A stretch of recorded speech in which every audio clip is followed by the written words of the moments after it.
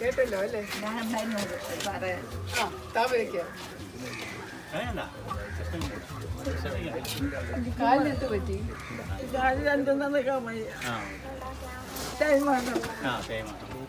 സാരമില്ല, നമുക്ക് കൊണ്ടുപോയി ശരിയാക്കാം. മക്കളൊന്നുമില്ല. ഒറ്റയ്ക്കാണോ?